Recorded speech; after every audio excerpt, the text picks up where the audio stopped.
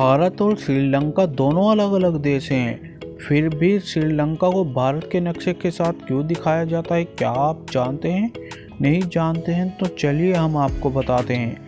पर जानने से पहले प्लीज़ हमारे चैनल को सब्सक्राइब कर लीजिए ताकि आपको हमारी वीडियो से अच्छी जानकारी प्राप्त हो सके। तो चलिए शुरू करते हैं। जब भी आप भारत के नक्शे को देखेंगे तो श्रीलंका का नक्शा भी साथ दिखाई देगा।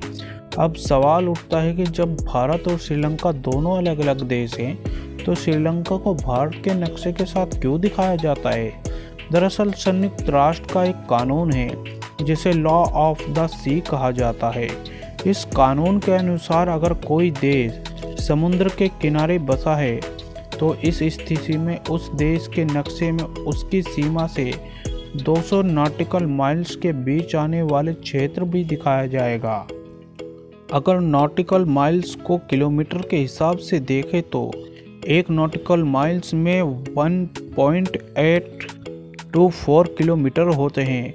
इस हिसाब से 200 नॉटिकल माइल्स का मतलब है 370 किलोमीटर यानी कि 370 किलोमीटर। इसलिए भारत की सीमा से 370 किलोमीटर की दूरी तक के क्षेत्र को भारत के नक्शे में दिखाया जाता है। भारत के धनुषकोडी से श्रीलंका की दूरी 18 मील की है। इससे साफ हो जाता है कि भारत के नक्शे में इस वजह से श्रीलंका अहम स्थान रखता है। इसी पालन का नियम अन्य समुद्री भी करते हैं। लॉ ऑफ द सी कानून को संयुक्त राष्ट्र ने बनाया था।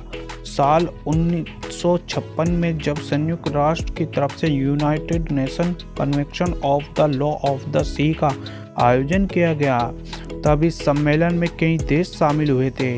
इस दौरान समुद्री सीमाओं को लेकर और उससे जुड़ी संधियों और समझौतों पर गहन चर्चा हुई थी। हालांकि इस कानून को मान्यता इसके तीसरे सम्मेलन जो सन 1973 और 1982 के बीच हुआ था उसमें दी गया है।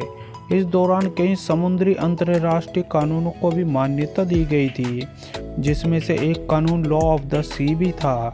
इसके तहत किसी भी देश के नक्शे में उस देश की बेस लाइन से 200 नॉटिकल माइल तक की सीमा को भी दिखाना अनिवार्य किया गया है। दोस्तों, आपको हमारी ये जानकारी कैसी लगी? अगर अच्छी लगी हो तो प्लीज़ हमारे चैनल को सब्सक्राइब कीजिए ताकि आपको अच्छी जानकारी प्राप्त हो सके। वीडियो देखने के लिए आपका बहुत बहुत धन्यवाद।